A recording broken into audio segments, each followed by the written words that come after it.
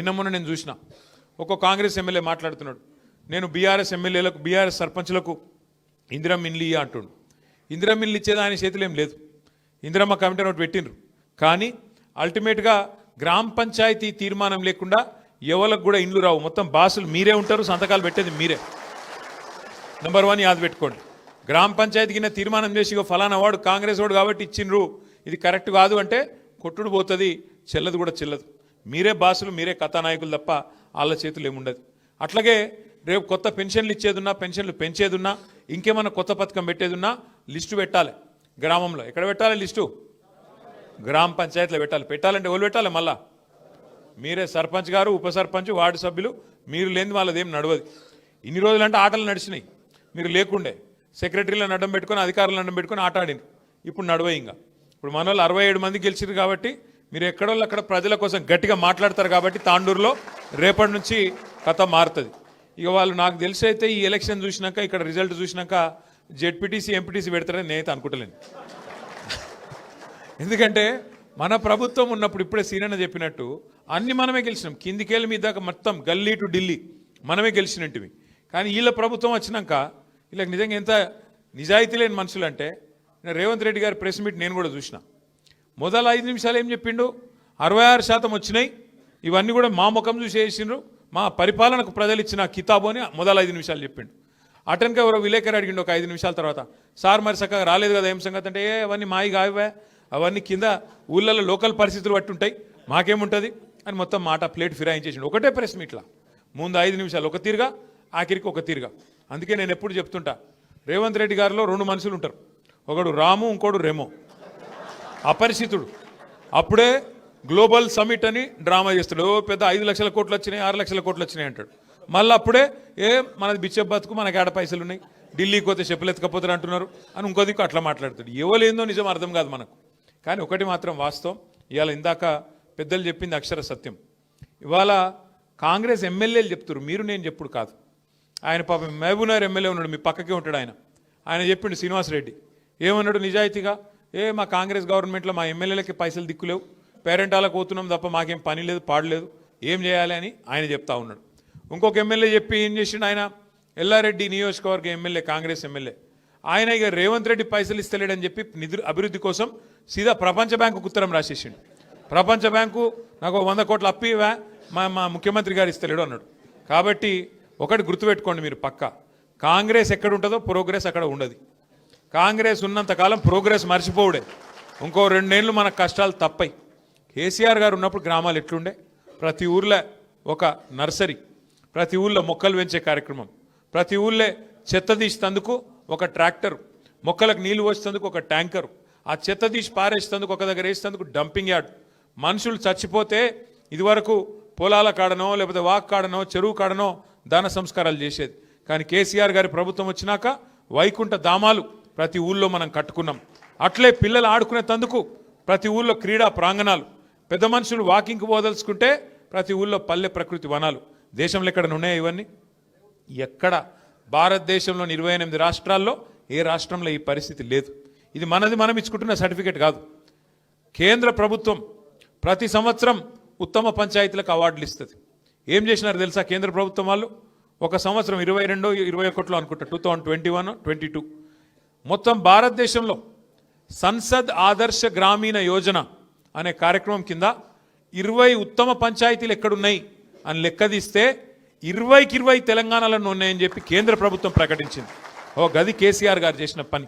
అట్లాగే జనాభా పరంగా తీసుకుంటే మన రాష్ట్రం కేవలం 3%, భారతదేశం మొత్తం జనాభాతో పోలిస్తే 3% జనాభా తెలంగాణది. కానీ జాతీయ ఉత్తమ పంచాయతీ అవార్డులు పంచాయతీరాజ్ దినోత్సవం రోజు కేంద్ర ప్రభుత్వం ప్రకటిస్తే 3% జనాభా ఉన్న తెలంగాణ 30% అవార్డులు గెలుచుకున్న విషయాన్ని నేను మీకు గుర్తు చేస్తా ఉన్నా. ఇంత అద్భుతంగా కేసీఆర్ గారి ప్రభుత్వంలో పల్లెలు బాగా చేసుకున్నాం, పట్టణాలు బాగా చేసుకున్నాం, పని చేసుకుంటూ పోయినాం.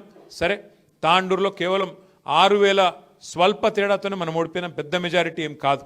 కానీ సరే, ఓటమి ఒక ఓటుతో ఓడిపోయినట్టే, టాస్లో పోయినట్టే. ఇక మీకు తెలుసు సర్పంచ్లకు పార్లమెంట్ ఎలక్షన్ గెలుచుడు ఈజీ, కానీ పంచాయతీ ఎలక్షన్ గెలుచుడు కష్టం అబ్బా. ఎందుకంటే మీకు ఎరికే ఒక్కొక్క ఓటుకు అంత విలువ ఉంటుంది. ఇక ఒక్కొక్క మనిషిని పట్టుకోవాలి, బతిమలాడాలి, దండం పెట్టాలి, అయ్యా అప్ప అనాలి, మీరు వాగ్దానాలు ఇచ్చింటారు, మీరు చాలా మాటలు చెప్పింటారు, నేను ఇది చేస్తా అది చేస్తా అని. కాబట్టి నాకు తెలుసు మీ కష్టం. అందుకే మీకు ఇచ్చే మాట ఒకటే, ఈ 2 ఏళ్ళు కొంత కష్టం ఉంటుంది మనకు. ఎందుకంటే వీళ్ళ దగ్గర పైసలు లేవు, వాళ్ళు పైసలు ఉన్నాయని ఢిల్లీకి పంపట్లోనే బిజీగా ఉన్నారు వీళ్ళంతా. మొత్తం వీడికెళ్ళి మూటలు కట్టాలి, రాహుల్ గాంధీకి పంపాలి, ఆడనో ఇన్నో కుర్చీ కాపాడుకునేందుకు కింద మీద పడి కుర్చీ కాపాడుకోవాలి తప్ప వాళ్లకు ప్రజలకు సేవ చేసే ఆలోచన వీళ్ళకు లేదు. చూడండి, మీరు ఆలోచన చేయండి. ఎందుకంటే ఈ 2 ఏళ్లలో ఎంతమందిని ఎన్ని రకాలుగా మోసం చేసినారో శ్రీనివాస్ యాదవ్ గారు వివరంగా చెప్పినారు. ఎస్సీలను మోసం చేసినారు, ఎస్టీలను మోసం, బీసీలను మోసం, రైతులను మోసం, మహిళలకు మోసం, యువతకు మోసం, విద్యార్థులకు మోసం. వీళ్ళ చేతిలో మోసపోని వాళ్ళు ఎవరు లేరు. ఏమైనా ఏం చేసినారు రాయి అంటే ఇంకా ఫ్రీ బస్ ఒకటి చెప్తారు. అది ఫ్రీ బస్ ఎట్లయితుందో నాకైతే ఇంతవరకు అర్థం కాలే. మీకు వాళ్ళకని అర్థమైతే నాకు చెప్పురు జర. మహిళలకు ఫ్రీ అంట, కానీ వాళ్ళు ఎంబడి ఉండే మగవాళ్ళకు డబుల్ టికెట్ అంట. ఇక అది ఫ్రీ ఎట్లయితుంది? మళ్ళీ వాళ్ళ ఇంట్లో ఉండే పిల్లలకు 25% బస్ పాసులు పెంచిరు. ఇక అది ఎట్లా ఫ్రీ అవుతుంది చెప్పు, నాకు అర్థం కాదు. ఇక మళ్ళీ ఫ్రీ బస్సు అని ఉదరగొట్టుడు. మొత్తం అందరూ మోసపోయి బాధపడుతున్నారు. గ్రామాలలో రైతులైతే కోపం మీద ఉన్నారు. మీకు తెలుసు నాకంటే బాగా. రుణమాఫీ కాలే, రైతు బంధు రాదు, ఇదివరకు కరెక్ట్గా వచ్చే కరెంట్ ఇప్పుడు కరెక్ట్గా వస్తలేదు. యూరియా, ఆఖరికి యూరియా అన్న కరెక్ట్గా ఇచ్చే ముఖం ఉన్నది ఐలకు. యూరియా కోసం ఇలా యుద్ధాలు చేయాల్సిన పరిస్థితి పాపం రైతులకు ఇలా ప్రతి గ్రామంలో ఉన్నది. అందుకే ఇప్పుడు మళ్ళీ ఎక్కడ లైన్లు కడతారో, మళ్ళీ ఎక్కడ తంతారో అని భయంతో కొత్త దుఃఖం తెరిచిరు వీళ్ళు. ఏందట అంటే ఇదివరకు యూరియా షాపులలో దొరుకుతుండే, ఇప్పుడు యాప్లో దొరుకుతుందంట. యాప్, ఫోన్లో యాప్ ఉండాలనంట, యాప్లో దొరుకుతుందంట. మరి షాప్లో యూరియా అయినోడు యాప్లో ఇస్తాడే? నాకు తెలియకడితే ఆడు ఉంటేనే కదా ఇది ఇచ్చేది. ఇక గట్లున్నది ఇలా కథ. ఎందుకంటే లైన్లు కనబడద్దు, దాచిపెట్టాలి. ఎన్ని రోజులు దాస్తావు? 10 ఏళ్ళు మరి కేసీఆర్ ప్రభుత్వంలో ఎందుకు లైన్లు లేకుండే? ఎందుకంటే నడిపేటోనికి తెలివి ఉండాలా, నడిపేటోనికి రైతుల మీద గుండెల్లో ప్రేమ ఉండాలా. అది కేసీఆర్కు ఉండే, నీకు లేదు. ఇంకొక్క ముచ్చట చెప్పి నేను బంద్ చేస్తా. ఏమన్నా అడిగినావు అనుకో గట్టిగా, ఏమా ఎందుకు చేస్తలేరు, మరి 100 రోజులు 6 గ్యారంటీలు అన్నారు కదా, ఏడవైనాయి స్వామి అంటే ఒకటే అబద్ధం చెప్పుడు నేర్చుకున్నారు. ఇక అప్పుల పాలైపోయింది రాష్ట్రం. అప్పులైపోయినాయి. అబద్ధం చెప్పినా అతికేటట్టు ఉండాలి. ఒక ఆయననేమో 6 లక్షల కోట్లు అప్పయింది అంటాడు, ఇంకొక ఆయన 7 లక్షల కోట్లు అప్పయింది అంటాడు, ఇంకొక ఆయన 8 లక్షల కోట్లు అప్పయింది అంటాడు. వాళ్ళకే శృతి లేదు.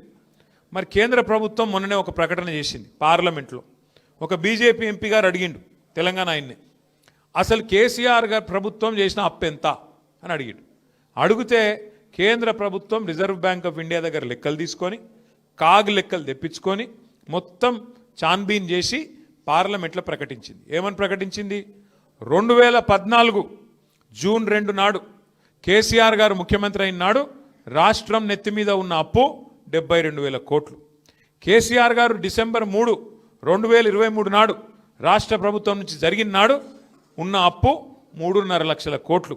అంటే 3.5 లక్షల కోట్లల్లా మనకు విరాసత్గా వచ్చిన 72,000 కోట్ల అప్పు తీసేస్తే 2,80,000 కోట్ల అప్పు మాత్రమే మన ప్రభుత్వం చేసింది. మరి ఏం చేసిండు కేసీఆర్ గారు అప్పు చేసి? ఏం చేసిండు అంటే మీ వికారాబాద్ను జిల్లా చేసిండు, వికారాబాద్లో ఒక మెడికల్ కాలేజ్ పెట్టిండు, వికారాబాద్లో ఒక నర్సింగ్ కాలేజ్ పెట్టిండు, మీ తాండూరులో ఉండే తాండాలను గ్రామ పంచాయతీలు చేసిండు, గ్రామ పంచాయతీ భవనాలు కట్టించిండు. కేసీఆర్ గారు 1022 గురుకుల పాఠశాలలు పెట్టిండు. కేసీఆర్ గారు 73,000 కోట్ల రూపాయలు రైతు బంధు రూపంలో 70 లక్షల మంది రైతుల ఖాతాల్లో టింగుమని నాట్లేసే కాలం వచ్చిందంటే మీ అకౌంట్లలో డబ్బులు వేసిండు. కేసీఆర్ గారు 200 రూపాయల పెన్షన్ను 2,000 రూపాయలు చేసిండు. 15 లక్షల మంది ఆడపిల్లల పెళ్లిళ్ళు 1,00,000 రూపాయలు ఇచ్చి కళ్యాణ లక్ష్మి కింద, షాదీ ముబారక్ కింద బ్రహ్మాండంగా ఆడపిల్లల పెళ్లిళ్ళు చేసిండు. 14 లక్షల మంది ఆడబిడ్డలు ప్రసూతి అయితే మగపిల్లగాడు పుడితే 12,000, ఆడపిల్ల పుడితే 13,000 రూపాయలు ఇచ్చి కేసీఆర్ కిట్ ఇచ్చి మేనమామ లెక్క వాళ్ళకి అండగా నిలబడ్డాడు. ఇట్లా చెప్పుకుంటా పోతే 1-2 కాదు, ఊర్లలో మొత్తం ఎల్ఈడి లైట్లు పెట్టించిండు కేసీఆర్ గారు. ఊర్లలో 16,000 నర్సరీలు పెట్టించిండు. చెప్పుకుంటూ పోతే చాలా కార్యక్రమాలు, పల్లె ప్రగతి, పట్టణ ప్రగతి, మీ రోహిత్ రెడ్డి గారి నాయకత్వంలో మీకైతే ప్రత్యేకంగా జీవోలు ఇచ్చిండు కేసీఆర్ గారు. 1-2 కాదు, 100 కోట్ల రూపాయలు. రోహిత్ ఇక్కడనే సార్తో దాదాపు ఒక 2-3 నెలలు ఉన్నాడు వరుసగా ప్రగతి భవన్లో ఉంటే, ఎన్ని డబ్బులు కావాలంటే తాండూరుకి అన్ని డబ్బులు అప్పుడు మంజూరైతే ఇప్పుడున్న ఎమ్మెల్యే గారు వాటికే మళ్ళీ ఇంతకుముందు సీనన్న చెప్పినట్టు ఇది అటు మార్చి అది ఇటు మార్చి ఆయన తెచ్చినా పోజులు కొడుతున్నాడు తప్ప నిజానికి ఆ నిధులన్నీ తెచ్చింది తప్పకుండా రోహిత్ రెడ్డి గారు, ఇచ్చింది కేసీఆర్ గారు. ఇది వాస్తవం.